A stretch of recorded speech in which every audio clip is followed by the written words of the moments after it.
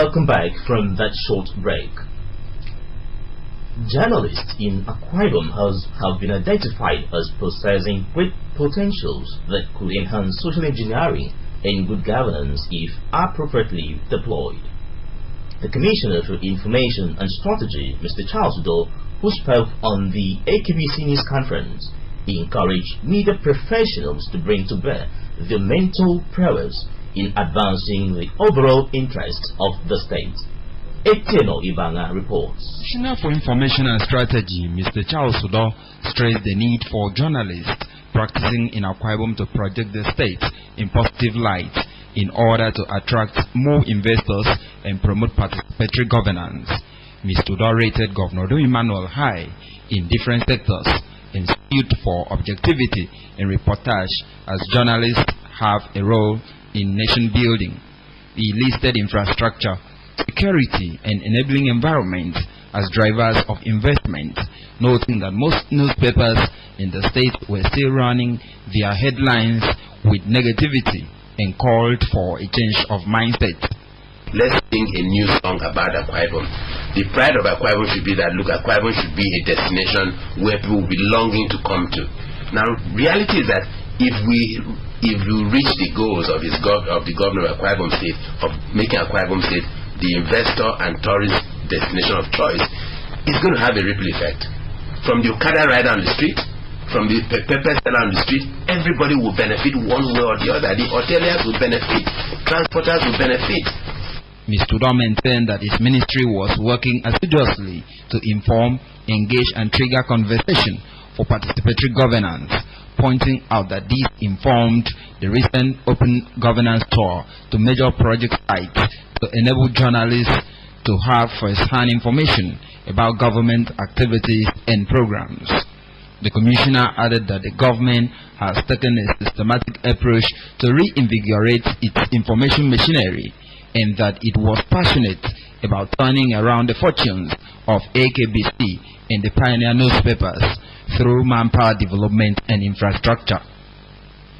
On the output of information officers serving in local government areas, Mr. Udoh explained that he has mounted training programs, motivated and reshuffled them for efficiency, in addition to creating a flexible reporting format driven by ICT for information officers to report happenings at the grassroots in real time, while lauding the innovativeness of some journalists who have chosen to carve a niche for themselves.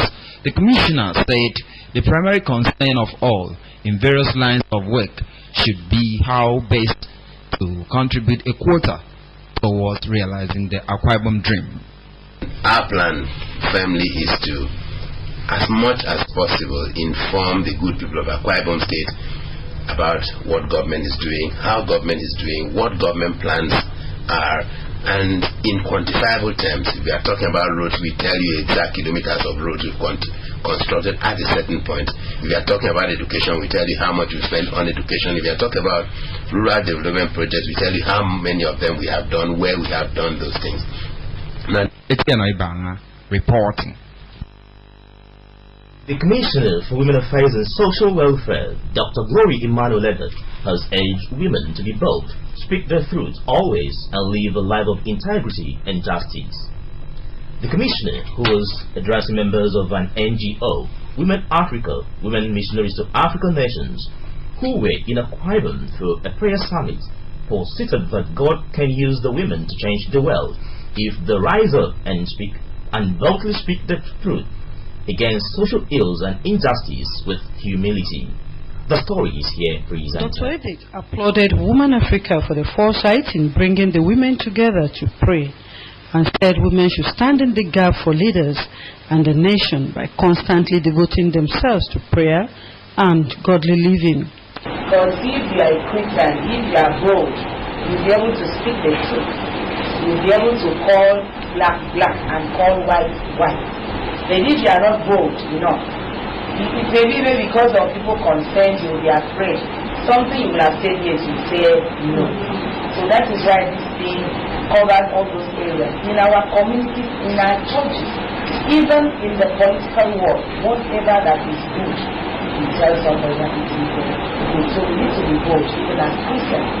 Because earlier, the president of Women Missionaries to African Nations, Reverend Ijoma Emeribe, who disclosed that the association comprises 120,000 women, eulogized the wife of the governor, Mrs. Martha Emmanuel, for using her pet project, FIREP, to enhance family living.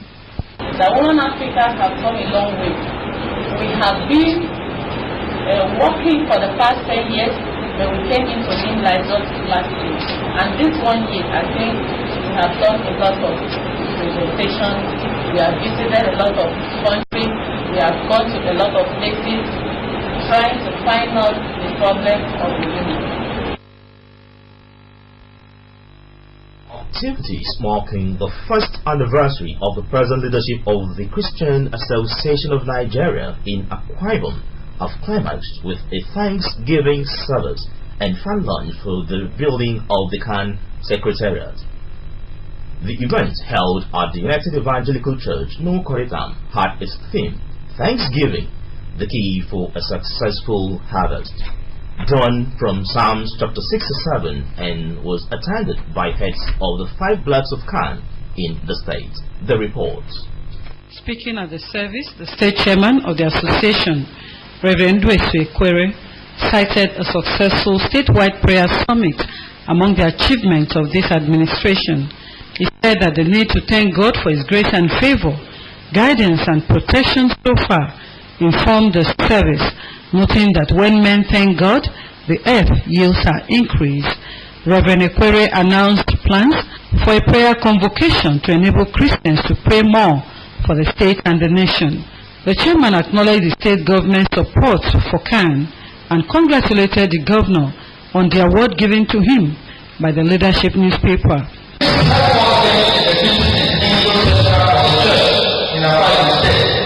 We have a lot already. The secretary, anyway, I job, God wants you to be. It is our only letter that God wants to use us as instruments in His life to the betterment of the followers of the body of Christ who we were elected to serve. In her remarks, a former Minister of Environment, Senator Helen Eswene, who is the National Coordinator of Repentance and Holiness Ministries, advised Christians to draw closer to God and encourage the people to put in their best in all they do. Senator Eswene said, given Reverend Ekwere's track record, CAN will record positive accomplishment in Akwa Ibom. In a sermon, Bishop Emaisong said God will always bless Christians with long life, protection and good health, explaining that Thanksgiving was an avenue to increment. Bishop Isong urged Christians to seek God always and not only when they have problems. The event featured goodwill messages from the elders of the United Evangelical Church, Itam Superintendency, intercessory prayers for CAN, the State Governor Udom Emmanuel and his ESCO, Christians in the northern part of the country, and the rededication of CAN executive in the state, as well as the cutting of the first-year anniversary cake.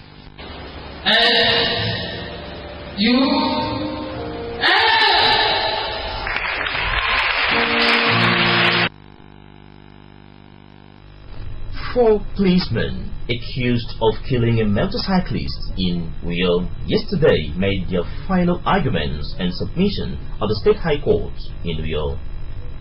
In a no-case submission, counsel to the accused person said evidence adduced from the prosecution has failed to establish the necessary ingredients of the 2-count charge of murder and conspiracy to murder leveled against the police officers. The counsels insisted that the policemen have no case to answer as they were on official duty on the day of the incident. The accused officers are Inspector Idoko Samson, Inspector Moses Akwete, Corporal Enobo Udo, and Corporal Godwin Nana, who are standing trial for allegedly killing one Kenneth Akman of Mbiabam in Ibonibom local government area.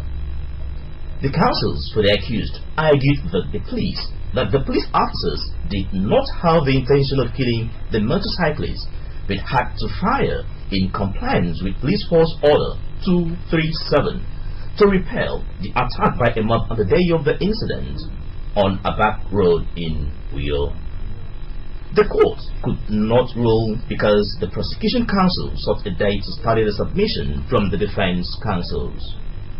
The case has been adjourned to Tuesday, 2nd of May, for reply by the prosecution counsel. The family of late Chief Basi Edogansi Edeke of Uyo Uzotai in Eyobasi, Oro local government area, has announced the death of their matriarch, Madam Sarah Edogansi. She was aged 70. A biography of the late Sarah Edogansi described her as a devout Christian who showed immense commitment in the church activities, especially in the Women's Fellowship, where she held several positions in her days in the Methodist Church, Nigeria. Sarah Edogansi later embraced the doctrines of the Apostolic Faith Church. She is also said to have been a quiet, peace-loving, and amiable woman, and one who loved helping and inspiring everyone around her to excel. A statement signed by her daughter, Mrs. Arut George Uya, indicates the vigil and press night will hold at the deceased compound at Secretariat Road, Oro, on the evening of Thursday, March 2017. According to the statement, her remains will be interred on Friday, 31st March 2017 in Oro Town. Her funeral will be conducted by the Apostolic Faith, Secretariat Road, Oro Town. She is survived by several children, grandchildren, in-laws, brothers, sisters, and relatives, among them Mrs. Arit Uya, a staff of the State Secondary Education Board. The serene village of Mbribiripan weekend played host to the Akwa State College of Permanent Secretaries, other top government functionaries and friends of the Effiong family, who trooped there in their numbers to join the Permanent Secretary in the Ministry of Women Affairs, Mrs. Grace Stephen, in bidding her father a final farewell.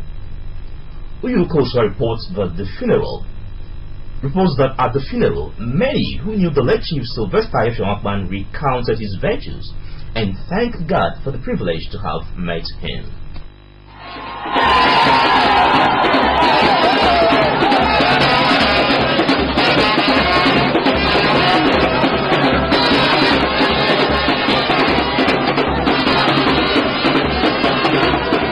That was the mood at the St. Agnes Primary School in Mbribiritan, where the family, relatives and friends of the late Chief Sylvester Effiong converged to celebrate his life and times. The funeral service was laced with choir renditions, testimonies from the family, church, village, as well as a session of thanksgiving. Again, you go one plan. I got my friend. Then we go for all that. I could have the power of all that. The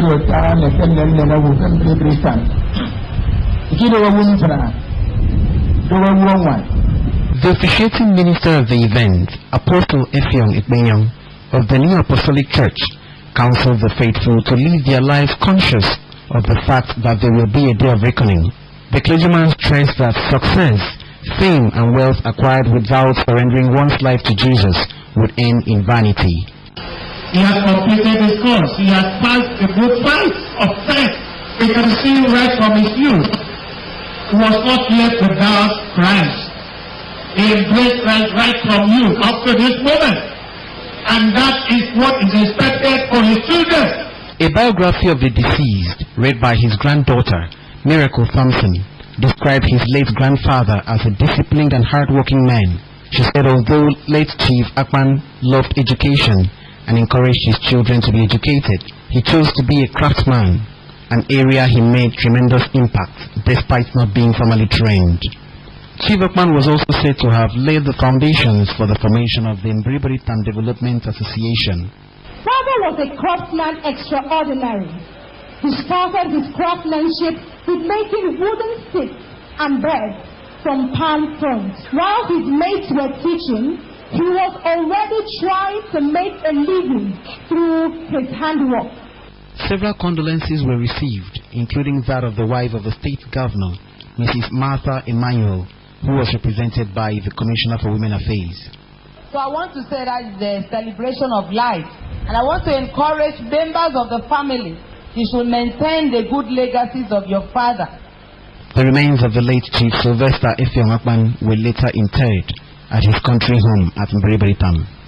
Uyoko Uswa reporting. And that's all we have for you on the news this morning. But just before we go, the recap.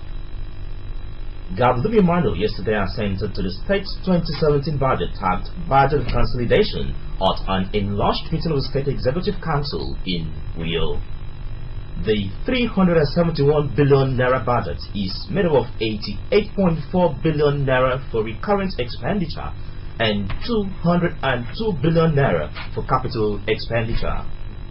We also brought you a report that Akwa Ibom citizens have been charged to embrace the Dakada philosophy of moral rebirth promoted by the state government and uphold its tenets to realize the full potentials.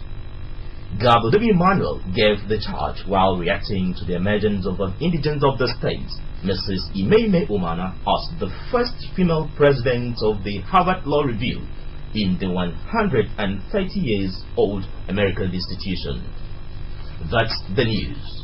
Remember, you can also watch AKBC TV News online by logging onto akbconline.org or follow us on Twitter at AKBC45 Uyo or on Facebook at AKBC Channel 45. And from me, Abasi Ubon Gordon, thanks for watching.